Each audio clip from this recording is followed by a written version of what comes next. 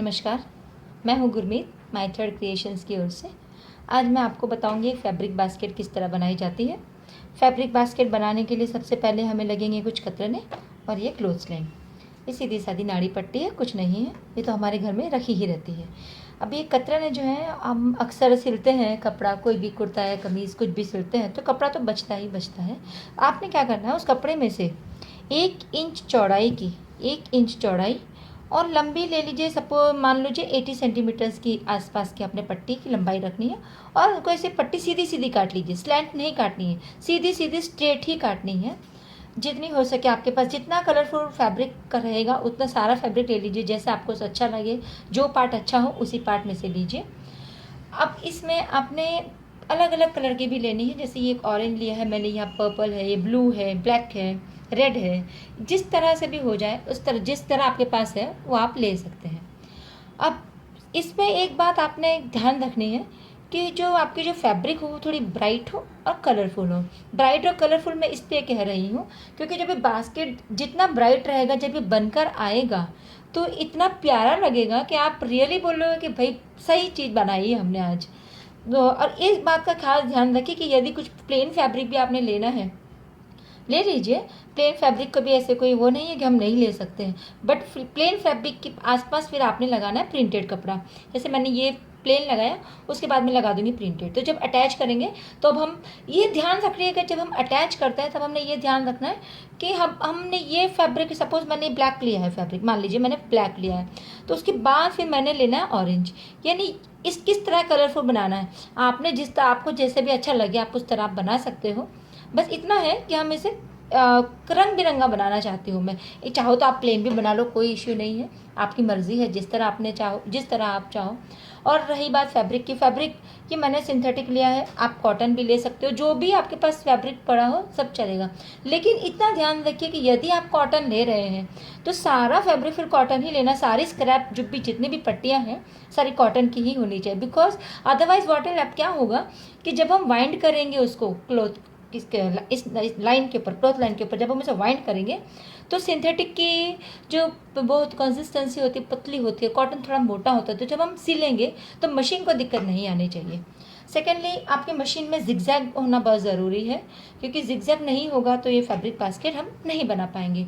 फिर उसमें आपको थोड़ा हाथ से सुई से लेके हाथ सिलाई से करना पड़ेगा, वो आपकी इच्छा है, यदि आप करना चाहें तो आप वो भी कर सकते हैं।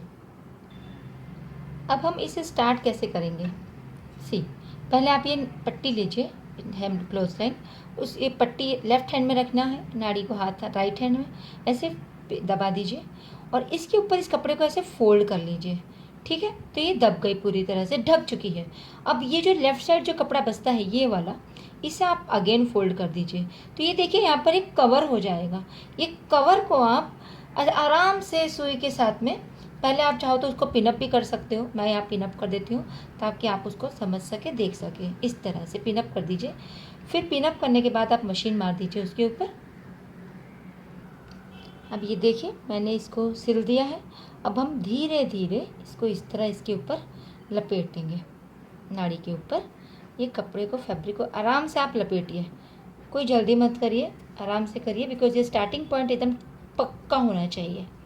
ये मैं इस तरह से इसको ऐसे लपेटती जाऊंगी। इसी देखिए मैं कह रही, आपको मैंने बताया था, पहले ही बताया था कि आप छोटी पट्टियाँ ही लीजिए। सी इस तरह से आप करते जाइए और फिर हम उस पर आप मशीन मारेंगे, धीरे धीरे मशीन मारें। पहले आप हो सके तो थोड़ा वाइंड कर दीजिए, उसके ऊपर लपेट दीजिए, तो इश्यू नहीं होगा, आगे आपको दिक्कत नहीं आएगी। इस तरह से करना है हमने और इसको ऐसे करते जाइए। ठीक है, देख सकते हैं मैंने ये पूरी थोड़ी पट्टी पे पट्टी लगा दी है और अब मैंने इसे पिनअप कर दिया ताकि ये पट्टी निकले ना। अब आपने इसको ऐसे फोल्ड कर दीजिए और यहाँ से हम जिगजैग शुरू करेंगे। अब देख लीजिए आपके यहाँ पट्टी एंड यहीं पर पिन पे एंड हो रही है, सो हम थोड़ा सा और वाइंड अप करेंगे। अब आप देख सकते हैं कि मैंने पट्टी इस पर लगा दी है, ब्लू कलर की पट्टी से मैंने शुरुआत की है, ब्लू कलर की फैब्रिक। अब आप इसे थोड़ा सा इस तरह फोल्ड कर दें। ये जो है वो हमारे बास्केट का बेस बनेगा। इसे ज़्यादा बड़ा मत रखिए, बस इतना सही रखिए, चाहे 1 इंच चाहे 2 इंच, 2 इंच से ज़्यादा मत रखिए, बस मिनिमम इतना होना ही चाहिए।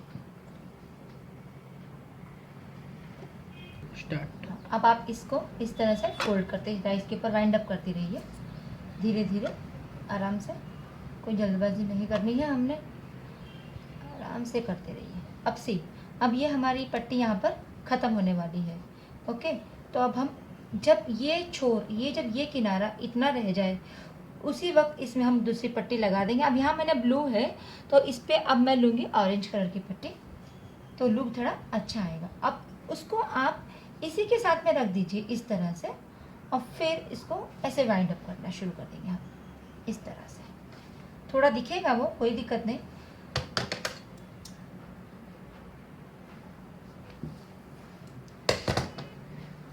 ऐसे वाइंड अप करते जाइए। मशीन के नीचे मैंने उसको दबा दिया है, मैंने मशीन अभी स्टार्ट नहीं किया है, सिर्फ मैं इसको दबा रही हूँ ताकि ये ऐसे रहे, स्टिफनेस हमारी बनी रहे, ये मुड़े ना पट्टियाँ।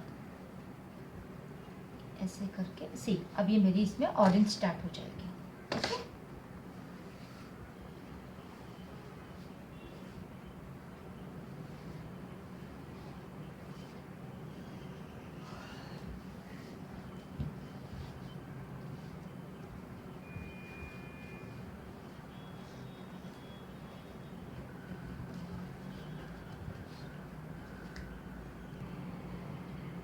अब आप देख सकते हैं मैंने इसको ऐसा यू शेप में करके थोड़ा थोड़ा मशीन लगा दिया है। थोड़ी थोड़ी मशीन मार दीजिए कच्ची से, कोई दिक्कत नहीं। अब हम इसको, और बाकी ये मैंने और भी कपड़ा इसके ऊपर रैप कर दिया है। अब हम धीरे धीरे इसको ऐसे फोल्ड करते जाना है, और ये बेस थोड़ा चौड़ा है हमारा, फिर बाद में इसको ऐसे रोल करते जाइए और हम मशीन लगाते जाएंगे, रोल करेंगे और मशीन लगाएंगे इस तरह से। आपको मैं मशीन लगा के भी दिखाऊंगी, और इस तरह से हमने इसको ऐसे वाइंड अप करते जाना है। ये फैब्रिक के मेरे देखिए आप धागे इसलिए निकल रहे हैं क्योंकि मेरी जो स्क्रैप है मैंने तकरीबन 4 दिन पहले काट के रख ली थी, बट किसी कारणवश मैं नहीं कंप्लीट कर पा रही थी। सो आज मैंने सोचा इसे कंप्लीट ही करना है मुझे। तो इसीलिए जब आपका फुल प्लान हो उसी वक्त आप काटें, और क्योंकि ये 2 दिन लगते हैं, 1 दिन काटने में और 1 दिन सिलने में, तो 2 दिन का प्रोजेक्ट समझ के उस हिसाब से अपने आप को फ्री रखिए ताकि आप ये कंप्लीट कर सके एट अ गो। अब हम इसे ऐसे सिलना शुरू करेंगे, धीरे धीरे आप मारते ज़िगज़ैग मशीन चलाते जाइए, और जब थोड़ा टर्न आए तो इस तरह से सुई को नीचे करके फिर हम उसको ऐसे इस तरह से ले लेंगे। ठीक है, आराम आराम से चलाना है, कोई जल्दबाजी नहीं करनी है। और ये जो ऊपर का धागा रहेगा वो थोड़ा कलरफुल लीजिए तो अच्छा दिखेगा, जब वो बाहर से भी बास्केट अच्छी दिखनी चाहिए। हम इसको आराम से ऐसे फोल्ड करते जाएंगे, सिलते जाएंगे, फोल्ड करते जाइए, सिलते जाइए प्यार के साथ में।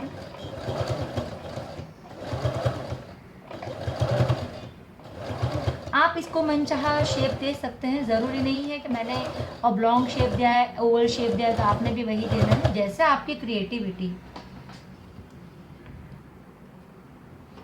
अब आप देख सकते हैं मैंने दूसरी पट्टी भी शुरुआत कर दी है, और आप इसको इस तरह से फोल्ड करते जाइए, फोल्ड करते जाइए ताकि वाइंड अप बीच में जो है कुछ राउंड ना आए, ऐसे ऐसे गोल गोल ऐसे घूमनी नहीं चाहिए पट्टी हमारी, जिस पोजीशन में है उसी पोजीशन में रखें इसको, और इस तरह से ऐसे करते जाइए। जब एंड आएगा वहाँ आप एक चाहे तो छोटी सी पिन भी लगा सकते हैं ताकि वो वहाँ पर स्टिफ रहे, मेंटेन रहे, वहाँ पर हटे ना वहाँ से।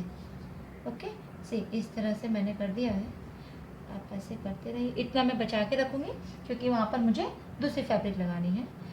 इसको मैंने ऐसे लिया, ऐसे इस तरह से, और फिर मैंने इसको ऐसे पिन अप कर दिया।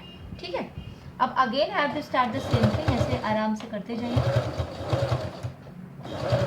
अब ये हमारा जब बेस रेडी हो जाएगा थोड़ा सा, अब मैं इसको थोड़ा कर्व देना शुरू करूँगी। अभी हम सीधे सीधे ही जा रहे हैं, बट अब जो मैं जाऊँगी वो थोड़ा कर्व में जाऊँगी। अब हम इसे धीरे धीरे ऐसे फोल्ड करते जाएंगे इस तरह से, देखो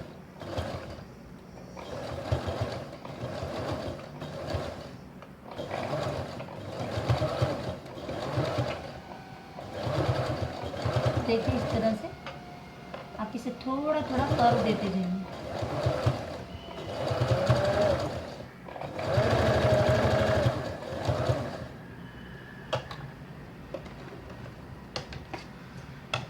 आप देख रहे हैं इस तरह से ये ऐसे कर्व होती जाएगी।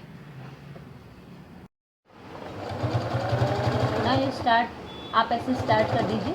ये जिगजैग जिगजैग ऐसी मशीन चलनी चाहिए आपके।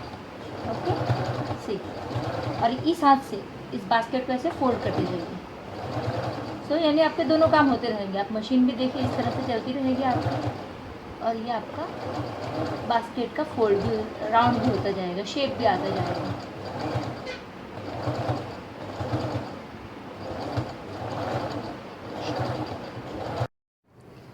अब ऐसे आप ये स्टार्ट करते जाइए करते जाइए। अब जब एंड आ जाए तब हाँ हमें थोड़ा रुकना है, और इस तरह से फिर इसको ऐसे वाइंड अप कीजिए। ठीक है, नाउ अब ये जो एंड पॉइंट है, ये जो आखिरी का किनारा है, उसे हमें ऐसे कवर अप करना है ताकि वो पता ना चले हमने किस चीज़ पे वाइंड किया है।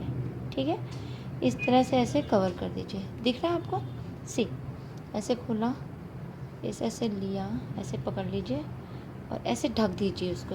तो हमारी जो नाड़ी है, जो अंदर जो है क्रॉस लाइन, वो नहीं दिखेगी, नाड़ी पट्टी बिल्कुल भी नहीं दिखेगी। और इस तरह से ऐसे कवर कर दीजिए।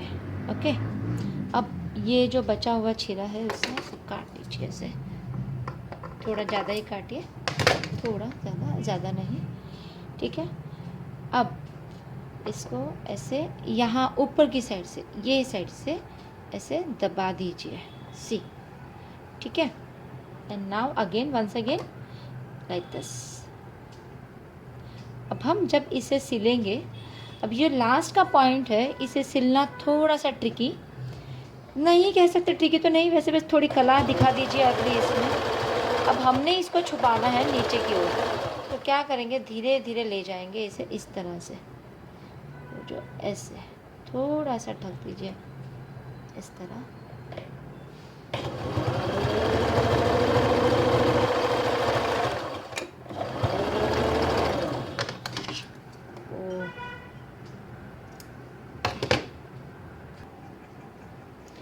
ठीक है, अब इसे ऐसे आइए आप लेकर धीरे धीरे इस काली वाली जो लास्ट की पट्टी है उसे, आप चाहो तो आप एक काम और कर सकते हो, वह है आपको इजी रहेगा।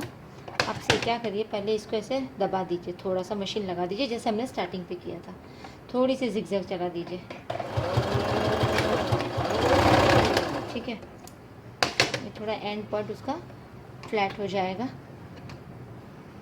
इस तरह से हमने किया, देखिए आते जाइए, एंड इस किनारे पे बड़े आराम के साथ इसे ऐसे ले जा छुपा दीजिए।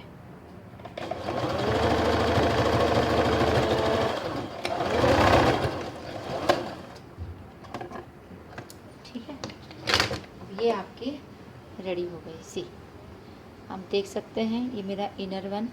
आप इसकी लंबाई ज़्यादा भी ले सकते हैं, कम भी ले सकते हैं। यदि आपने थोड़ी चौड़ी करनी है तो आप इसको ये बड़ा ले लीजिए, चाहे 1 इंच ले लीजिए, चाहे 2 इंच ले लीजिए। और यदि और थोड़ा फ्लैट करना है तो जो शेप आप थोड़ा ऊपर से स्टार्ट कीजिए, instead of coming from here you can start, आप ऊपर से स्टार्ट कर दीजिए। और इसको, और ये जब यानी शेप लेना थोड़ा लेट शुरू करिए तो इसकी चौड़ाई बढ़ती जाएगी। आप चाहो जितना उसको ओवल शेप कर सकते हो, सर्कल शेप कर सकते हो, जिस तरह भी चाहो आप इसे ऐसे कर सकते हो। तो ये आप देख रहे हैं हमारी बास्केट तैयार है। आप इस तरह से पूरा इसे आप देखिए। Thank you.